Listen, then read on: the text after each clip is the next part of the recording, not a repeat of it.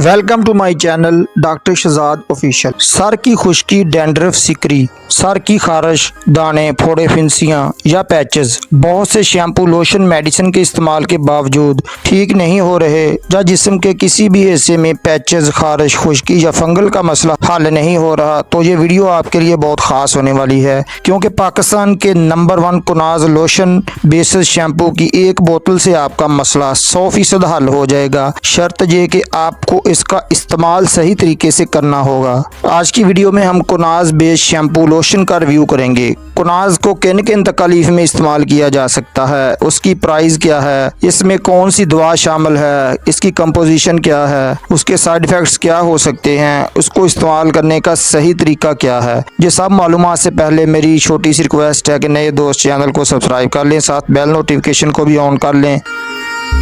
इसकी basic information की बात कर लें तो ब्रांड नेम इसका कुनाज है। आर्टको फार्मा इसको तैयार करता है। बहुत ही मुफीद फार्मा अच्छी रवायत तैयार करता है। कुनाज लोशन शैम्पू 60 मिलीलीटर पर मुश्तमिल होता है। इसकी कीमत की बात कर लें तो 348 रुपये में आपको हर मेडिकल स्टोर से बआसानी मिल सकता है। कुनाज शैम्पू बेस्ड लोशन की कंपोजिशन की बात कर लें तो ये कीटोकोनाजोल पर मुश्तमिल होता है। ये सिर्फ एक्सटर्नल यूज़ के लिए है। कीटोकोनाजोल एंटी फंगल दवा है। स्किन डिजीज़ और फंगस के इलाज में इसका इस्तेमाल करवाया जाता है।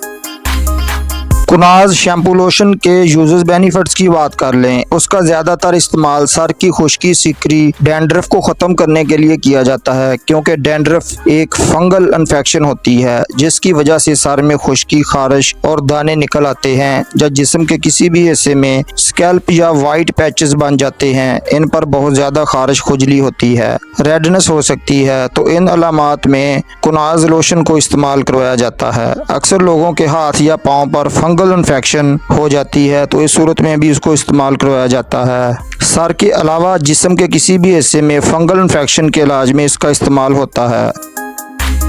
कुनाज शैम्पू बेस्ड लोशन के साइड इफ़ेक्ट्स की बात कर लेते हैं तो ये एक सेफ मेडिसिन है, लेकिन उसकी ओवरडोज की वजह से इचिंग का मसला बन सकता है, जलन हो सकती है या स्वेलिंग का मसला भी बन सकता है।